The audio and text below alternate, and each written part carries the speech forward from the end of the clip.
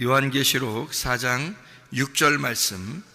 보좌 앞에 수정과 같은 유리바다가 있고 보좌 가운데와 보좌 주위에 네 생물이 있는데 앞뒤에 눈들이 가득하더라. 아멘. 요한계시록 15장 2절 말씀 보겠습니다. 요한계시록 15장 2절. 또 내가 보니 불이 섞인 유리바다 같은 것이 있고 짐승과 그의 우상과 그의 이름의 수를 이기고 벗어난 자들이 유리바다 가에 서서 하나님의 검은 고를 가지고, 그리고 이제 모세의 노래, 또 어린 양의 노래를 불렀다, 이제 이런 이야기가 있습니다. 모세의 노래하고 어린 양의 노래가 뭔지 여러분 아시죠? 뭔지요? 모세의 노래, 어린 양의 노래. 그게 뭐냐면, 모세 그러면 어디에 나오는 사람이에요? 성경에? 예? 모세 그러면 어디에 나오는 사람이에요? 구약에 나오는 사람이죠?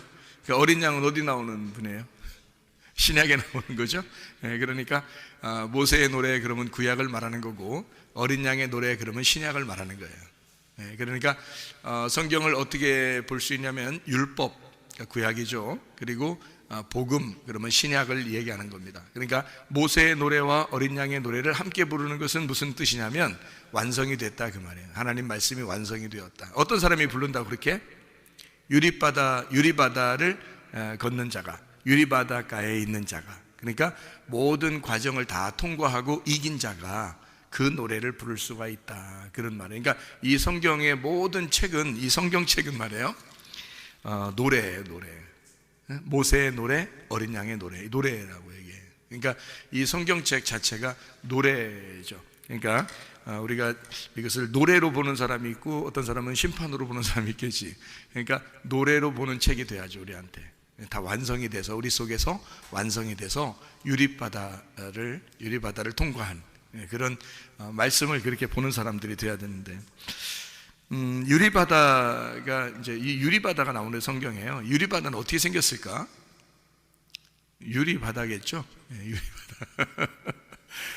유리바닥 아닙니다. 유리바다예요.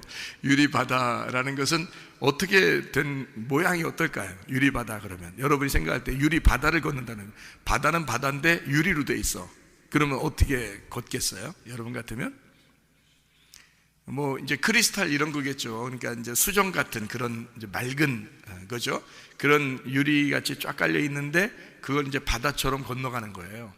그러니까 어떤 면에서는 불투명한 게 아니죠. 유리바다 그러면 무슨 의미를 여기서 나타내려고 그러냐면, 이제 투명한 걸 얘기하려고 하는 거예요. 투명하다. 그러니까 뭔가 이렇게 밝혀졌다, 빛이 있다, 이거 드러났다. 뭔가 유리바다 그러면 감추어지지 않고 드러나 있고, 이렇게 밝게 우리에게 알려졌다, 밝게 알려졌다는 의미를 부여해 주기 위해서 보이게, 보인다 이 말이에요. 유리바다니까 보이게 다 알게 됐다, 이런 말이에요. 그러니까 쉽게 얘기해서 성경을 알게 됐다 그 말이지, 유리바다가 됐다는 말은 알게 됐다 그 말이고요. 성경을 아는 사람은 영생함을 얻죠. 그리고 성경을 안다는 사람은, 영생함 얻는다는 사람은 어떤 의미냐면 이긴 자가 돼야 되는 거죠. 그러니까 이긴 사람, 영생을 받는 사람, 유리바다를 걷는 사람, 성경을 알게 된 사람 같은 거죠. 같은 의미란 말이에요. 그러니까 유리바다를 걷는다 그러면 우리가 심판받기 위해서 걷는 게 아니고, 이거를 다 이제 알려졌다, 알게 됐다 그 말이에요. 그래서 성경을 알게 된 사람들, 그러니까 여러분과 제가 성경을 좀 알게 됐다 그러면 그게 뭔데요? 이게 생각할지 모르겠지만, 성경을 안다는 것은 전부예요, 우리에게. 하나님 말씀을 우리가 알게 됐다는 말은 이 세상에서 더 이상 우리가 요구할 게 있나요? 더 이상 우리가 바랄 게 있나요? 우리가 하나님 말씀을 알게 됐는데, 그러면 더 이상 바랄 게 없잖아요, 사실은. 그거예요. 그러니까 그렇게 되었다. 더 이상 다른 소망이 없어. 다른 바랄 게 없어. 이미 다 완성이 됐어. 성경을 알게 됐어. 이제 그런 말이죠. 그래서 요한계시록의 19장을 여러분 한번 봐봐요. 요한계시록 19장 9절 말씀 보면 이렇게 되어 있습니다. 요한계시록 19장 8절에 보면 깨끗한 세마포를 입었는데 이 세마포는 성도들의 옳은 행실이로다, 그렇게 되어 있거든요. 그러니까 옳은 행실이로다 그렇게 되어 있다는 말은 착한 일 좀 해라 그런 말 아니에요. 그러니까 기독교인들은 무조건 착한 일 해야 돼 이런 의미를 얘기하는 게 아니라 그 옳은 행실이로다라고 하는 게 어떤 의미냐면은, 자 보세요. 세마포가 흰 세마포예요. 흰 세마포라는 말은 색깔이 있다는 말이에요, 없다는 말이에요? 색깔이 없다는 말이죠. 색깔이 없다는 말은 뭔가 색깔이 끼어 있지 않다는 얘기니까 색깔이 빠졌다는 얘기예요. 그죠? 그러니까 흰 세마포라는 말은 옷이라고 하는 게 성경에서 흰 세마포를 입었다 할 때 여기서 19장에 이렇게 쭉 이렇게 보면은 말이에요. 흰 옷을 입고 백마 타고 가시는 분이 계셔요. 예수님이거든요. 그러니까 그 뒤를 따라가는 게 신부들이에요. 그 신부들도 그 옷을 입고 따라가거든요. 흰 옷을 입고 따라가요. 그러니까 이게 이제 어떤 의미냐면 로마서 13장 12, 14절에 빛의 갑옷이거든요. 빛의 갑옷. 그러니까 이 신부들은 그리스도의 신부들, 그리스도를 따라가는 그리스도인들은 예수를 따라가면서 전쟁을 하게 되는데 그 신부는 전쟁을 하는 자가 신부들이에요. 그러니까 이게 참 아이러니컬하죠. 흰 세마포를 입고 전쟁을 하러 가는 거예요.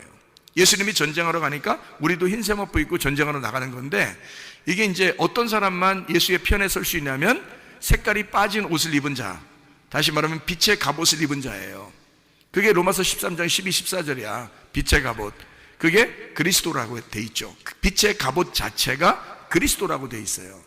에베소서 6장 11절 13절에 보니까 전신갑주가 나와요. 이 전신갑주가 어떻게 생겼어요? 진리의 허리띠, 의의 흉배, 평안의 복음의 신발, 믿음의 방패, 구원의 투구, 성령의 검, 말씀을 가져라 그랬죠. 그러니까 이 모든 게 다 뭐냐면 진리의 허리띠, 뭐예요? 말씀이죠. 진리의 허리띠니까. 평안의 복음의 신발, 그럼 복음의 신발이니까 말씀이죠.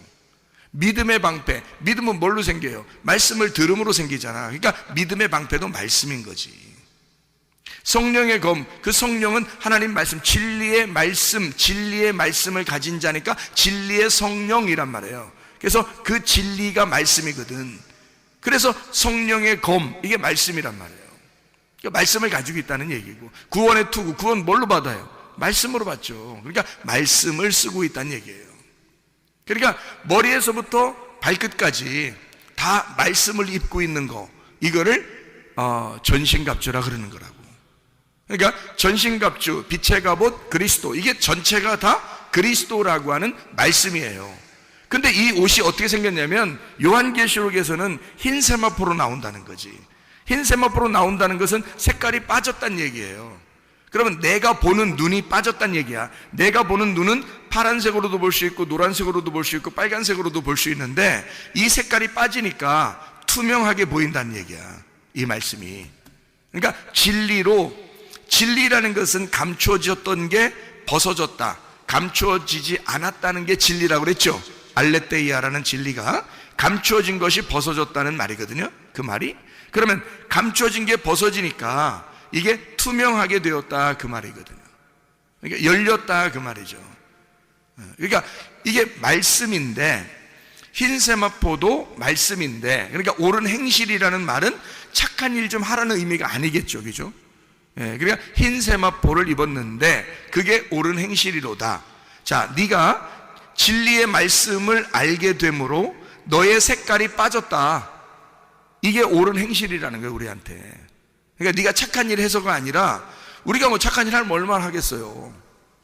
뭐 예수님 안 믿는 사람들이 착한 일 더 많이 하대. 그러니까 착한 일로 따져서 천국 갔다 이런 얘기하면 안 되죠. 그건 다른 종교에서나 그러는 거지. 그러니까 진짜 기독교인들은 착한 일 해서 천국 가는 게 아니라 흰 세마포를 입었기 때문에 가는 거예요. 다시 말하면 진리의 말씀으로 진리의 옷을 입어 이것이 내 색깔이 빠진 투명한 색깔의 말씀으로 알게 되었다. 진리를 깨닫게 되었다, 그 말이에요. 그래서 그게 옳은 행실인 세마포다라고 나와 있는 얘기예요. 이게 요한계시록 19장 8절 얘기입니다. 그러면 요한계시록 19장 9절 말씀을 지금 읽으려고 이 얘기를 한 거거든요. 8절 말씀을. 자, 9절 말씀 보니까 뭐라고 돼 있어요? 천사가 내게 말하기를 기록하라. 어린 양의 혼인잔치에 청함을 받은 자들은 복이 있도다. 여기 어린 양의 혼인잔치에 청함을 받은 사람들 나오죠. 어린 양의 혼인잔치에 청함을 받은 사람들이 복이 있도다 라고 하고, 또 내게 말하기를 이것은 이라는 게 뭐예요? 이것은 이라는 게 뭐예요? 그러니까 여기서 한국말로 이것은 이라고 썼으니까 그래요. 그러면 이제 이게 사람이 아니라고 생각되는 거거든. 그래서 이제 헷갈리는 건데, 이것은이 잘못된 해석이에요. 여기에 요 말이 이것은이 아니라 이 사람들은 이란 말이거든요. 이 사람들은 그렇게 바꿔놔야 돼요. 글씨 지금 바꿔놔도 됩니다. 이것은이 아니라 이 사람들은 이란 말이거든요. 그럼 보세요. 위에 어떤 이 사람들은 이라고 하니까 그 위에가 무슨 말이에요? 어떤 말이에요? 어린 양의 혼인잔치에 청함을 받은 사람들은, 그 말이죠. 혼인잔치에 청함을 받은 사람들은 뭐라고 얘기한다고? 여기서 보니까 하나님의 참되신 말씀이라고 부르겠다 이렇게 했잖아요. 그러니까 하나님 앞에 어린 양의 혼인잔치에 청함을 받은 그 사람들을 뭐라고 부르냐? 하나님의 참되신 말씀이라고 부르겠다는 거예요. 그러니까 어떤 말씀이냐면 참된 말씀, 진리의 말씀이라고 부르겠다는 거야. 그러니까 그 진리의 말씀은 감추어져 있다, 이것이 열려져 있다. 열려져 있다. 그러니까 색깔로 말하면 색깔이 있다, 색깔 없다. 색깔 없다. 그래서 빛나는 세마포, 흰 세마포를 입은 자들이라고 하는 거죠. 흰 세마포를 입은 자들, 이 사람들을 뭐라고? 그 사람들이 참되신 하나님의 말씀들이다 이렇게 말하는 거죠. 그럼 무슨 말이에요 이게? 말씀이 돼야 된다는 말이에요. 말씀을 아는 게 머리로 안다는 의미가 아니야 이 말이. 말씀이 내가 돼야 되는 거예요. 그러니까 내 자신의 삶이 말씀이 돼야 되는 거야. 그거를 참되신 하나님의 말씀이다. 이렇게 그 사람들이 어린 양의 혼인잔치에 청함받은 사람들이다. 이렇게 되는 거죠. 여러분, 하나님 말씀이 우리가 되면요, 더 이상 바랄 게 뭐 있습니까? 그게 천국인데. 그렇잖아요? 그럼 어떻게 우리가 하늘나라에 천국의 사람이 될 수 있을까? 어떤 사람이 되면? 다 알게 되면. 어떻게 알게 된다고 나와? 오늘 본문의 말씀을 보니까 유리바다를 걷게 되면, 다 투명하게 되면, 다 알게 되면 이 말이죠. 그러니까 성경을 뭐 어떤 건 알겠는데 어떤 건 잘 모르겠어요 이렇게 되는 게 아니고 다 이제 유리바다처럼 밝혀진다는 얘기예요. 다 알게 된다는 얘기예요. 그러면 이제 여러분이 고민할 때 어떤 고민을 하냐면, 맞아, 유리바다를 걷게 될 거야. 어디로 가면? 천국 가면. 그래서 천국 가면 유리바다 걷는다 그래. 그래서 그때 되면 뭐 다 알겠지 뭐. 그럼 이제 그 사람한테, 그럼 땅에서는? 땅에서는 어떻게 다 알아? 땅에서는 모르는 거야. 어디 가면 알겠는데 천국 가면 안 돼. 그러면 여기서 이 땅에서 성경을 왜 배워? 여러분 생각해봐요. 이 땅에서 죽을 때까지 성경 배워야 되는데 우리가 죽을 때까지 성경 가지고 살아야 돼요. 그러면 이 성경책이 여기서 유리바다를 걷는 것 같지도 않고 맨날 불투명하고 맨날 색깔 있는 것 같고 맨날 알지도 못하면, 하늘나라 올라가서야 다 알게 되지 당연히. 그럼 이 땅에 성경 배우는 이유가 뭐냐고. 이 유리바다 걷기 위하여 이게 다 밝혀지기 위해서 우리 배우는 거 아니에요, 이 성경을. 근데 우리는 착각을 해서 하늘나라 올라가야 유리바다 있다고 생각하는 거예요. 그러니까 이 땅에서는 유리바다처럼 투명하게 말씀을 깨달아진다는 말이 안 된다고 생각하는 거예요, 사람들이. 그게 착각입니다. 이 성경책은 창세기부터 요한계시록까지 우리 이 시대보다 훨씬 먼저 다 써놓은 거예요. 지금의 시대의 사람들이 이 성경책 처음부터 끝까지 다 읽어보면서 다 이해할 수 있도록, 그리고 이 말씀이 다 나에게 적용될 수 있도록 내가 참되신 하나님의 말씀이 되게 하기 위해서 쓰여진 책이라는 거죠. 그러니까 이 말씀은 지금 우리가 알아야 되는 거예요. 지금. 그러니까 어느 날 하늘나라 올라가면 알 거야 라는 게 아니고 지금 알아야 되는 거예요. 지금. 그러면 지금 안다는 것을 이제 어떻게 우리가 볼 수 있냐면 이렇게 보는 거죠. 성경책이 이게요, 알지 못하잖아요. 참되신 말씀이라고, 진리의 말씀이라고 내가 진리의 말씀이라는 게 뭐라고? 깨달아졌다, 이해가 됐다, 비밀이 풀어졌다 이거예요. 감추어진 것이 벗어졌다는 말이에요. 뚜껑이 열렸다는 말이에요. 그게 계시, 그다음에 진리 이런 말이거든요. 계시와 진리는 같은 거예요, 의미가. 그래서 의미적으로 보면 같은 거라고요. 계시는 뚜껑 열렸다는 얘기고 진리는 감추어졌던 게 벗어졌다는 얘기예요. 그러니까 모르지 않게 되었다. 내가 모르는 것을 이제 드디어 알게 되었다는 걸 진리라고 그런단 말이에요. 참되다. 그러니까 거짓이라는 말은 그래서 요거를 모르게 됐다는 말이 거짓이에요. 그러니까 잘 모르겠어요. 그러니까 목사도 가르치면서 자기도 잘 모르겠고 배우는 사람도 더 모르겠고 그러면 둘 다 거짓말하고 있는 거야. 그러니까 이게 우리가 거짓말 살살 친다는 의미가 아니야. 다 앉아있는 사람이나 가르치는 목사나 다 거짓말하고 앉아있는 거예요. 이게 그러니까 그거는 이제 거짓말 쳤다는 얘기가 아니라 세상적으로 거짓말 쳤다는 게 아니라 성경 말씀이 감추어져 있는데 이 감추어진 걸 열리지 못해서 모르고 얘기한다는 뜻이에요. 그거를 거짓말하고 있다는 얘기야. 그래서 거짓말하는 사람들을 뭐라고 한다? 성경에서는 거짓 선지자라 그러는 거예요. 그래서 그러니까 모르고 얘기하면 거짓 선지자인 거야. 그러니까 아무나 목사하면 돼, 안 돼? 안 돼. 아무나 목사하면 큰일 나는 거야. 그러니까 내가 성경을 이렇게 알고 보니까 말이에요. 야, 목사하면 안 되겠더라고. 아무나 목사하면 안 되겠더라고. 진짜 하나님이 이걸 열어주시고 아는 사람들만 목사해야 되겠더라고. 실제로 아무나 목사하면, 신학교 나오면 다 목사한다고 그러는데 문제가 있는 거야. 하나님 만나야 돼요. 하나님 만나서 이게 열려야 돼. 그래야 주님의 종인 거야. 그냥 막 목사하면 큰일 나요. 거짓 선지자 되는 거지. 거짓말쟁이. 예수님이 나타나면 거짓말쟁이하고 싸우는 거죠. 큰일 나지. 예수님이 오면 내 편이 돼야지. 같은 편에서 같이 바라보는 사람이 돼야지. 같이 보는 사람이 돼야지. 예수님이 왔는데 나하고 싸우려고 하면 어떻게 해?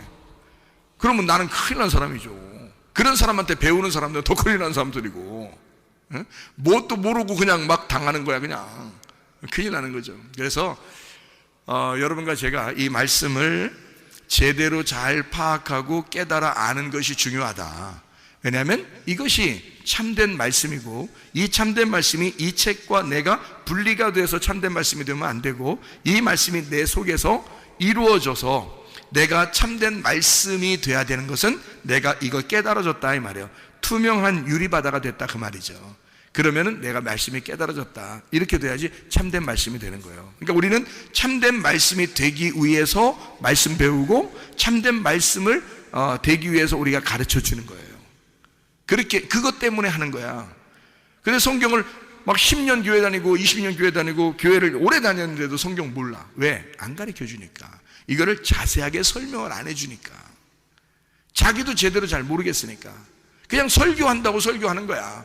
그런데 사실은 성경을 하나하나 이거를 가르쳐 줘야 된다는 거예요. 그래서 깨달아 알고 있어야 된다는 거지. 적어도 이것을 전체적인 윤곽을 깨닫고 그 안에서 말씀들을 알고 있어야 되는 거죠. 만약에 성경을 모르는데 그냥 성경만 들고 있어 이렇게, 아유 성경 뽐나잖아 이렇게 들고 다니면 좀 뭐 같잖아. 성경 이렇게 딱 들고 다니면 좀 뭐 같잖아요. 어제도 장례식이 있었는데 장례식 예배 드리러 갈 때 제가 어떻게 했어요? 이 성경책 가져갔죠? 이 성경책 들고 있는 거 이게 좀 낡았잖아요. 손을 하도 이렇게 만지니까 성경이 이렇게 낡았거든요. 낡아서 이렇게 다 있으니까 성경 많이 본 사람 같잖아. 응? 이렇게 들고서 그래서 예배 드리러 딱 가면 폼이 벌써 나잖아요. 이렇게 성경이 낡아 있으니까. 그러니까 다 이런 성경책 다 이제 이렇게 싹 보여주면서 한번 그 다음에 다 이제 펴서 이제 예배를 드리면 굉장히 은혜스럽단 말이에요. 자, 이러면 이제 뭐냐면 우상숭배가 되는 겁니다. 이게 왜 무슨 말이냐면 이게 성경을 이렇게 들고 다니면서 이렇게 폼을 딱 잡아. 이게 벌써 우상숭배 안 해? 이 성경이 뭔데? 이 성경이 내 속에 들어와서 내가 말씀이 돼야 되는데, 이 성경책이 나와 분리가 돼서 따로 이렇게 보여진다 그러면 이 말씀이 뭐가 되냐면 우상숭배가 된다는 얘기예요. 그걸 우상이라 그런다고. 우리 성경 한번 찾아볼까요? 데살로니가전서 1장 9절. 데살로니가전서 1장 9절입니다.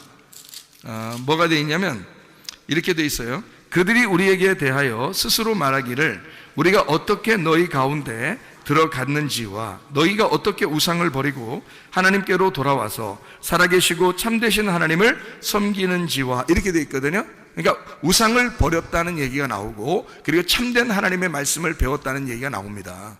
그죠? 그러니까 우상적으로 믿음을 가지고 있었던 사람들도 있었다는 얘기예요. 근데 그걸 버리고 참되신 하나님 말씀께로 돌아왔다 이렇게 얘기하잖아요. 그죠? 여기 요한계시록도 우리가 한번 봐요. 요한계시록 13장 14절 말씀이에요.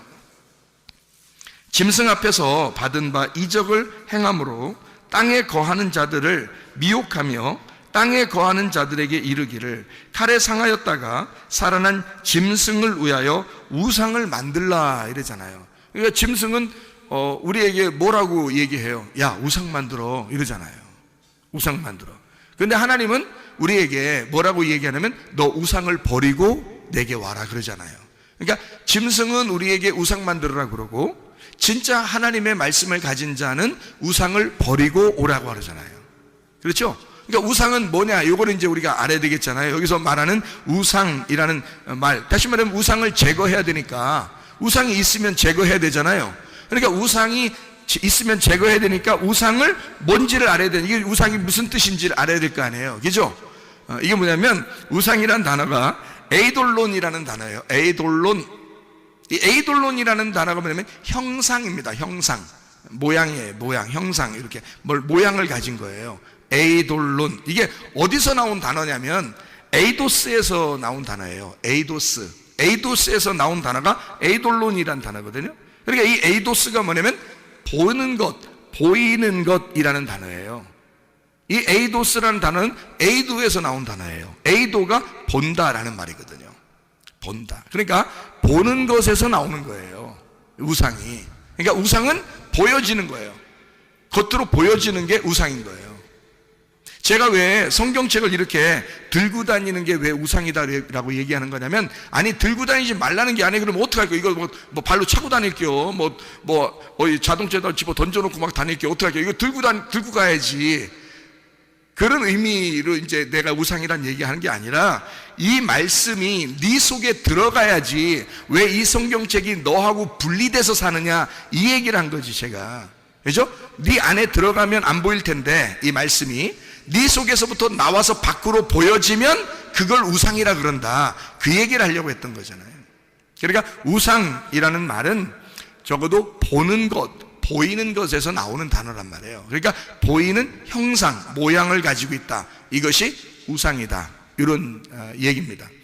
한마디로 말하면 우상이라는 말은 보인다는 말이니까 겉으로 보여지는 것을 의미하니까 표적과 기적도 겉으로 보여지는 거죠.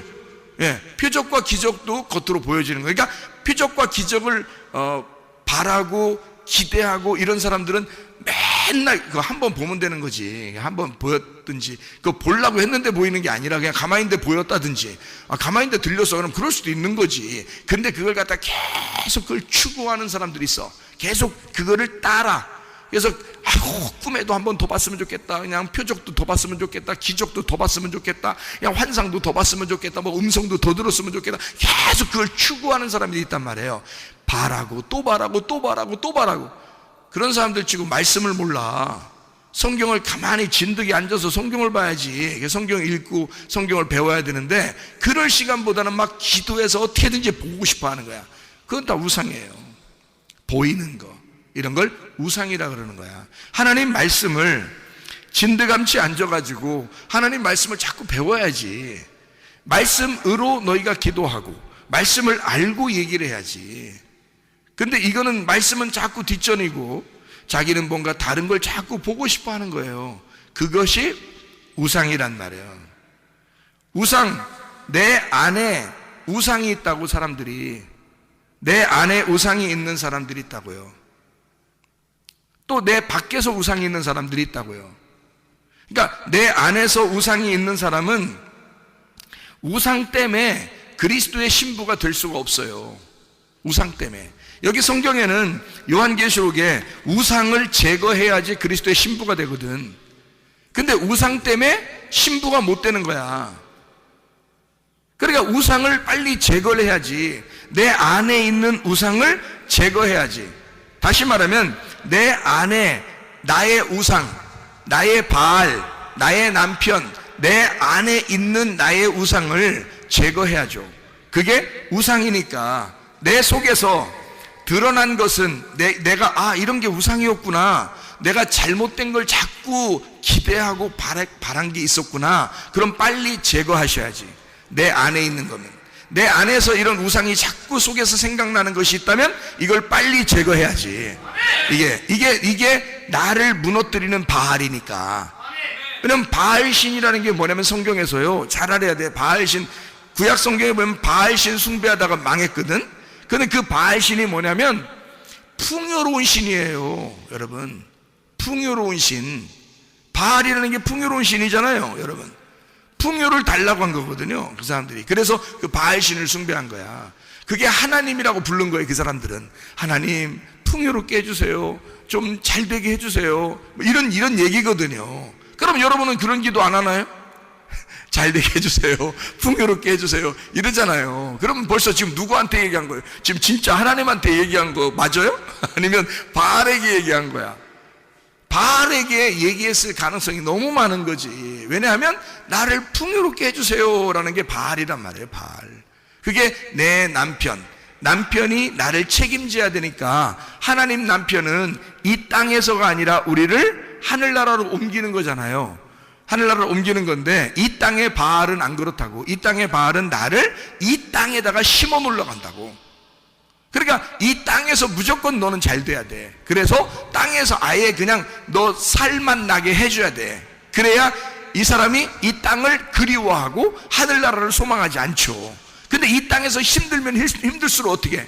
하늘나라를 소망하게 되지. 하늘나라의 남편은 하늘나라로 오라고 하는 거고, 하늘나라 남편은 나를 이 땅에서 너 정착하지 말고 이 땅에서는 나그네처럼 살고 하늘나라에 빨리 올라와라 이러잖아요. 그죠? 하늘나라의 소망을 가지고 먼저 그 나라와 그의 의를 구하고 너 하늘나라에 올라와라 그러지 않겠어요? 근데 땅에 있는 바알, 땅에 있는 남편은 우리 보고 뭐라고 하겠어요? 자꾸 땅에서 더 잘 되고 땅에서 땅을 그리워하고 하늘나라 갈 생각하지 말고 그냥 여기서 더 잘 살아, 이런 얘기 할 거 아니에요. 가만히 생각해 보라고요. 그러니까 내가 보이지 않는 소망을 가지고 하늘나라, 보이지 않는 하나님을 사랑할 거냐, 내가 보이는 이 세상을 사랑할 거냐. 너는 지금 네 속에 우상이 있느냐 이 말이에요. 네 속에 드러난 우상은 제거해야 되고 네 속에 드러나지 않은 우상은 드러나게 해야 된다는 거예요. 그게 말씀입니다. 하나님의 말씀으로 네 속에 우상이 있는 것을 드러나게 해야 된다는 거고, 드러난 우상, 이게 우상이구나, 내가 추구하는 게 이런 게 우상이었구나 라는 건 제거하셔야 된다 그 말이에요. 우상을 제거해야 그리스도의 신부가 된다고요. 근데 사람들이 우상을 제거하려고 생각하지 않아. 그러니까 우상을 제거해야 그리스도의 신부가 된다고 성경에 분명히 말씀하잖아요. 주님을 따라가는 주의 신부들은 흰 세마포를 입어야 된다고요. 자기의 색깔을 가지면 안 된다고요. 화려함을 추구해서는 안 된다고요. 색깔이 없는 자가 돼야 된다. 오직 투명하게 그 말씀을 보는 사람이 돼야 된다는 거지. 말씀을 우리에게 주시길 원하죠. 하나님께서. 생각을 해보세요. 누가복음 11장 13절에 자, 아버지가 좋은 것을 자식에게 줄 줄 알거든 하물며 하나님께서 우리에게 성령을 주시지 않겠느냐. 자, 성령 보여 안 보여요? 안 보여. 성령은 진리의 성령이야. 왜 진리의 성령이라고 자꾸 성경에서 표현하는지 알아요? 성령님을 진리의 성령 그래요. 왜 그러는지 알아요? 그 성령이 오시면 너에게 감추어진 것이 없이 벗어나도록, 감추어지지 않고 다 이걸 알게 깨닫게 해주겠다. 그래서 진리의 성령이라 그러는 거예요. 진리는 그것을 깨닫게 해주는 거니까.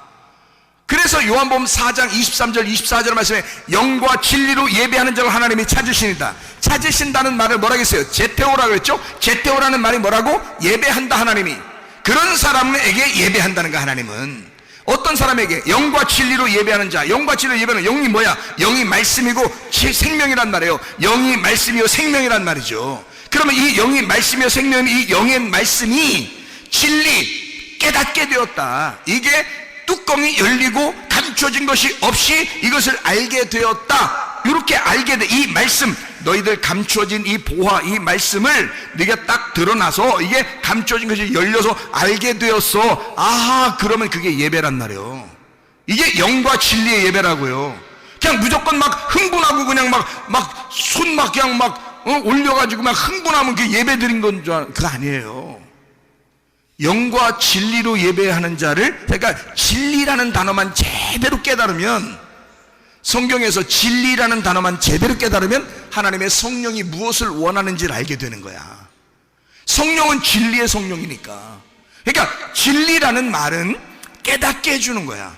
이거를 열어서 깨닫게 해주는 거예요. 그러니까 영이라는 건 말씀 자체고, 그것을 깨닫게 해주는 것이 우리에게 예배라는 거야.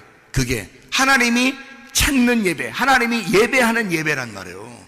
그게 그렇게 알게 된다는 게 굉장히 중요한 거지. 모르니까 실수하는 거야. 모르니까 실패하는 거야. 예배가 뭔지를 모르고 그냥 들으니까 막 흥분하는 거예요. 하나님은 그런 흥분한다고 해서 좋아하는 게, 여러분 봐요. 엘리야가 열왕기상 18장에 엘리야하고 바알 숭배자들하고 막 예배 결투 한번 했죠. 영적 전쟁 한번 했잖아. 근데 바알 숭배자들 뭐 이렇게 바알 제사장들 예배 드리는 모습이 어때요? 상당히 막 임팩트 하잖아. 에? 막 그냥 새벽부터 막 그냥 임팩트하게 막 예배하잖아요. 근데 엘리야는 어떻게 예배해요? 스무스합니다. 조용하게 그냥 니네 신이 죽었나? 잠자나? 야, 깨워봐. 좀 잘 좀. 이러면서 장난하죠. 완전 장난이죠. 그럼 이제 이 사람들이 막 엄청 막 더 짜증나잖아. 더 힘들잖아. 그러니까 막 칼로 그냥 막 몸 자르면서 그냥 막, 엘리야 옆에서 자꾸 농담하고 그러잖아요. 그러니까 이 사람들이 얼마나 화가 나겠냐고. 너 장난해? 이러면서 기분 나빠가지고 막 더 칼로 자기 몸을 도려내면서 예배했다고요. 그러니까 굉장하게 예배를 드린 거예요. 근데도 신이 안 나타나. 그렇게 열심히 예배 드려도 신이 안 나타나. 왜? 가짜니까. 그게 그런 식으로 예배 드리는 게 아니니까. 예배는 엘리야 같이 드려야 되는 거야. 엘리야는 농담했어요. 그럼 농담하라는 예배 드리라는 얘기 아니야. 농담해야지 예배다, 그런 말이 아니에요. 제가 지금 그 말이 아니라, 잘 봐요. 그 엘리야가 얼마나 여유를 갖고 예배를 드렸나 봐. 생각해봐요. 엘리야가 얼마나 여유를 가지고 예배 드렸어. 생각해보세요. 엘리야는 이미 하나님한테 말씀을 받았어, 못 받았어? 이미 받았어. 이미 말씀을 받고 예배 드리러 간 거야. 무슨 말인지 알겠어요? 그러니까 엘리야는 여유가 있는 거야. 이미 말씀을 깨달은 거잖아. 말씀을 열어서 하나님이 너한테 어떻게 해주겠다라는 얘기를 이미 들었단 말이야. 이미 다 응답을 받고 간 거예요. 근데 바알 제사장들은 하나도 답이 없는 거야. 성경 하나도 모르는 거야. 그 상태에서 흥분해가지고 막 예배를 했는데 하나도 누가 받아주는 사람이 없어. 무슨 말인지 알겠어요? 근데 엘리야는 이미 받았기 때문에, 말씀이 깨달아졌기 때문에, 그는 말씀이 다 열려 있으니까, 하나님이 자기에게 말씀했으니까, 열렸으니까 이 사람은 여유 있는 거야. 가서 농담하고 있는 거죠. 농담하는 거예요. 아주 여유 있게 농담하죠. 그리고 자기는 이미 응답을 받고 갔으니까 하나님이 하라는 대로 자기는 한 거예요. 이렇게 하고 저렇게 하고 그냥 불 떨어져 버리죠. 응답이 온 겁니다. 무슨 말이냐? 하나님이 찾아오는 예배, 하나님이 찾아오는 예배는 영과 진리의 예배란 말이에요. 영과 진리의 예배는 영이신 그 말씀이 깨달아진 예배란 말이에요. 그 사람에게만 찾아오는 거야. 그 사람에게만. 아무나 그냥 막 흥분하고 예배 드린다고 다 찾아오는 게 아니고 그 사람에게 찾아오시는 거예요. 그래서 여러분에게 이 말씀들을 열어주는 거야. 자꾸 깨닫게 해주는 거야. 그게 설교라고 하는 거예요. 그 말씀을 깨닫게 해주는 게, 그런 걸 설교라 그러는 거예요. 저도 그냥 웬만큼 율법적으로 살았는데 옛날에, 그런데 말씀을 깨닫고 보니까 이게 이런 말씀이었구나, 이게 이런 말씀이었구나 라는 것을 알게 되니까 말이에요. 이걸 하나하나 설명해 주는 게 제가 먼저 은혜를 받으니까 좋아. 이해가 되니까 좋아. 깨달아지니까 너무너무 좋습니다. 이 세상에 뭐가 부럽겠어? 내가 이 땅에서 부러울 게 뭐가 있겠어? 하나도 없어. 말씀을 알게 되는 사람은 하나도 부러운 게 없어. 이 땅에서 말씀 깨닫는 거 밖에 부러울 게 어디 있어요? 우리한테 말씀이 된다는 것만큼 좋은 게 어딨냐고. 유리바다를 걷고 있는 사람보다 행복한 사람이 어디 있겠어요, 여러분? 생각을 해보라고. 근데 꽉 막힌 것 같고 하나도 말씀을 모르는 것 같고 그런 사람들은 답답하지. 그렇겠죠? 그러니까 하나님 말씀을 제대로 깨달아 알아야 된다. 우리가 우리 속에 어떻게 하면 그리스도의 신부가 된다고요? 내가 보이는 걸 추구하는 그 우상을 제거해야 된다. 내 속에서 아직 나타나지 않았다면 내 속에 있는 잘못된 그 우상을 끄집어내야 돼. 그걸 드러나게 해야 돼. 그리고 그것을 드러났으면 제거해야 돼. 그 제거한다는 게 뭐야? 말씀을 깨달으면 제거가 돼. 말씀을 깨달으면 이 우상은 제거가 돼요. 보이는 걸 추구하지 않게 되죠. 보이지 않는 세계를 알게 되니까. 하나님 말씀은 보이지 않는 세계잖아. 그 보이지 않는 세계를 보는 것 같이 보이는 거거든요. 우리 진짜 보이는 걸 추구하는 게 아니라, 이 세상에 보이는 걸 추구하는 게 아니라 보이지 않는 세계가 보인단 말이에요. 진리의 성령, 아버지가 우리에게 그토록 주고 싶어 하던 그 성령을 받는 거. 아버지는 성령을 우리에게 주고 싶어 하잖아요. 말씀을 주고 싶어 하잖아요. 이 말씀을 우리를 깨닫게 해주고 싶어 하잖아. 성령이 와서 해주고 싶은 게 뭐야? 말씀 깨닫게 해주는 거예요. 아버지가 말씀이니까 자기 말씀을 우리에게 주고 싶은 거예요. 말씀이 오는 거예요. 그걸 하나님이 그렇게 해주고 싶은 거, 우리한테. 이 세상에 보이는 게 아니라 보이지 않는 말씀을 우리에게 그토록 주고 싶어 하신다. 그 성령을 우리에게 그토록 주고 싶어 하신다. 이해가 되겠습니까? 어떤 식으로? 깨닫게 해줌으로, 이걸 열어줌으로 그렇게 해주신다는 얘기입니다. 자, 여러분, 유리바다가 어디에 있나요? 봤어요? 유리바다? 유리바다 봤어요? 어디 있나? 이 세상에는 없겠죠? 그럼 하늘나라에나 있겠지. 그럼 우리 하늘나라나 가서 또 유리바다 걸어야 되는 거예요? 여기선 못 걷는 거예요? 성경 말씀에 분명히 있다 그랬죠? 오늘 읽은 말씀에도 분명히 있다 그랬죠? 유리바다라는 게. 그러면 바다가 육지라면 그럼 그냥 걸어가면 되겠지? 근데 이 바다라는 말이 어디에 막 나와요? 바다라는 말이 땅 밑에 있는 게 바다겠죠? 땅 밑에 있는 게 바다야. 그런데 이 바다라는 거는 이스라엘 사람들한테 이렇게 물어보니까 바다는 좀 물이 많으면 바다래요. 물이 많으면. 물이 작으면은 뭐 강이라고도 하고, 뭐 물이 작으면 뭐 호수라고도 하고, 이렇게 물 담아놓은 대야에다 물 담아놓은 거 이렇게 얘기도 하는데, 물이 많이 이렇게 있잖아요. 그럼 그걸 보면 사람들은 다 바다라 그러더라고요. 물이 많으면 다 바다래요. 원래 성경적으로 그렇답니다. 그 사람들이 하는 얘기가. 그러니까 원래 물 많으면 그냥 다 바다랍니다. 그러니까 유리바다라고 하는 것은 물이 많다는 얘기예요. 물이 많다. 그러니까 물이 많은데 유리로 돼 있으니까 투명하게 다 펴져 있다는 얘기예요. 그거를 유리바다라 그러는 거고요. 유리바다가 여러분 성경에서 어디에 나와 있는, 유리바다가 뭔데 유리바다로 나온 건지를 알아야 돼. 뭔데 유리바다로 나왔어?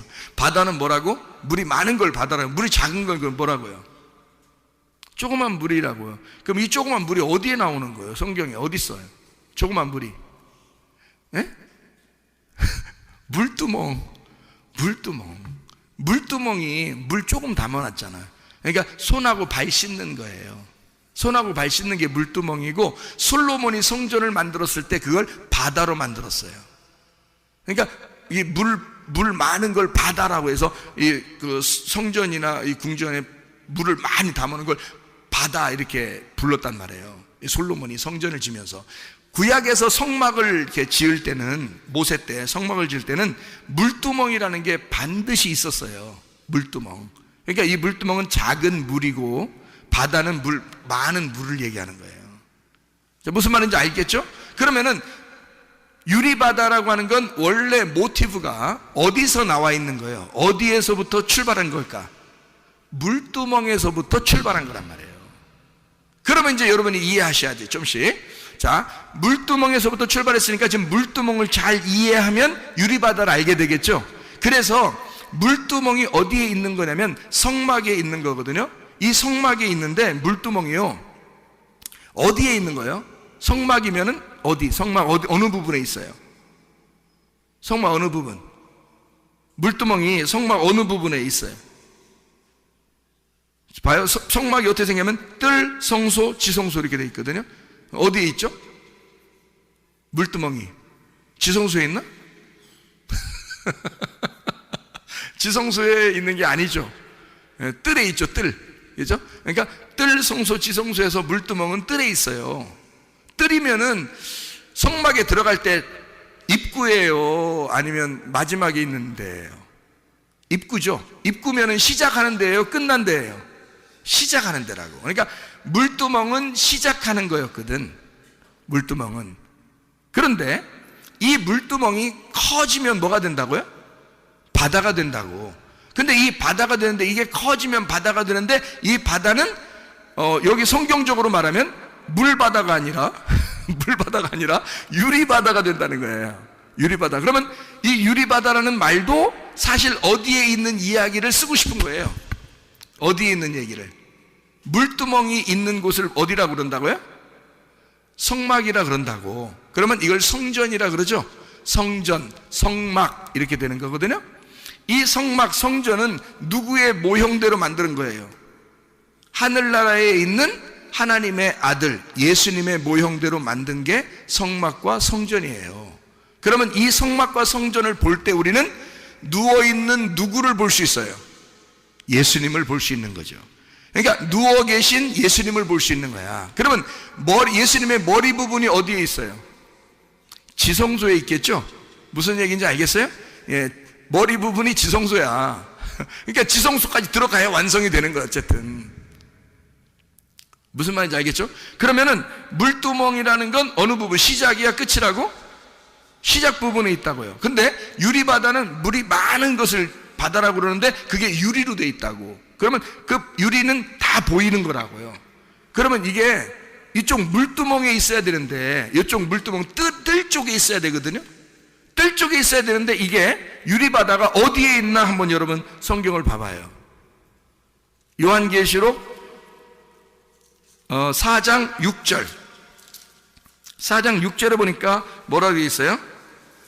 보좌 앞에 수정과 같은 유리바다가 있고 이랬죠. 보좌는 어디에 있는 거죠?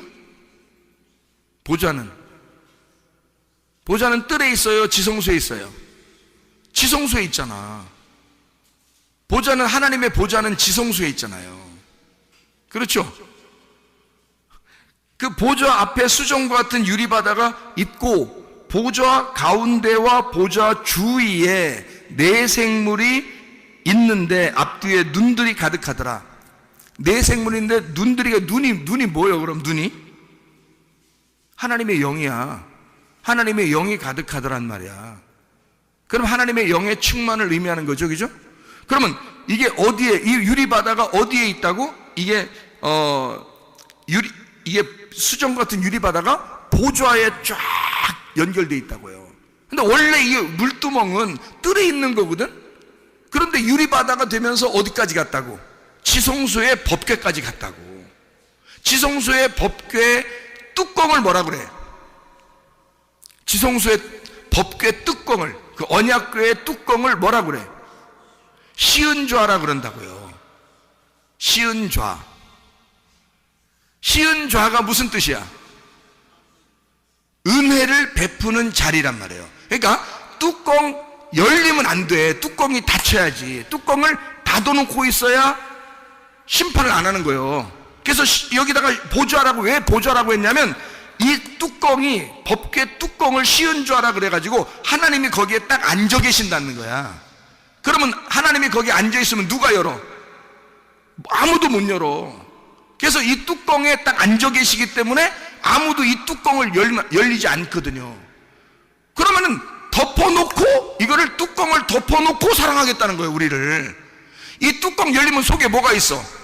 십계명이 있잖아. 십계명이 있어서 그게 나와버리면 다 심판해버리는 거야. 그래서 그 십계명이 안 나오도록 뚜껑을 덮어서 그 위에 앉아있는 거예요. 뚜껑 못 열게, 아무도 못 열게. 그거를 시은좌라 그러는 거예요. 그게 하나님의 보좌. 그러니까 그러니까 유리바다는 어디에 있는 거냐면 시은좌까지 있는 거야. 그러니까 뜰에 있어야 되는데 시은좌까지, 지성소까지 가 있는 거야. 그러면 원래 물두멍은 요만큼 있어가지고 손발을 씻는 뜰에만 있었던 건데 유리바다는 지성소까지 쫙 펼쳐져 있는 거란 말이에요. 자, 그러면 이 성경이 어떻게 됐단 얘기야? 부분적으로 알던 것이 완전하게 알게 되었다, 그 말이지. 이것이 투명하게 알게 되었다, 그 말이지. 어떤 사람에게? 그리스도의 신부가 된 사람에게. 우리를 신랑이 덮어놓고 사랑하게 되는 그 신부들에게. 그 신부들, 어떤 사람? 흰 세마포를 입은 그 신부들. 이 사람들은 어떤 사람이다? 말씀이 된 사람이다. 말씀을 알게 되어 투명하게 깨닫게 된 자들이다.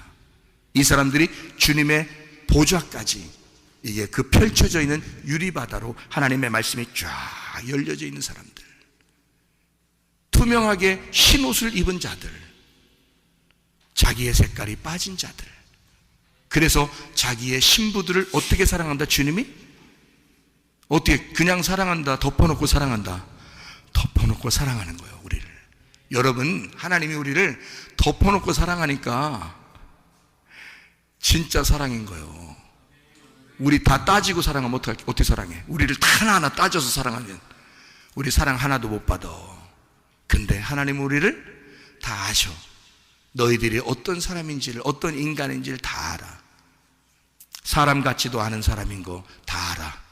그래서 주님은 우리에게 내가 이 뚜껑 열지 못하게 앉아 있을 거야. 내가 있는 한, 내가 앉아 있는 한 이 뚜껑은 아무도 열지 못할 거야. 나는 이 뚜껑 덮어놓고 너희를 사랑할 거야. 그게 우리 주님의 사랑이십니다. 기도하겠습니다. 우리 하나님 앞에 기도할 때 우리 하나님, 우리의 모든 질병과 어떻게 세방받게 도와주십시오. 가정의 모든 문제를 해결하게 해주십시오. 성령으로 기름 부시고 예수의 축복이 있게 하시고 진리의 말씀을 깨닫게 해주십시오. 우리 한번 기도합니다.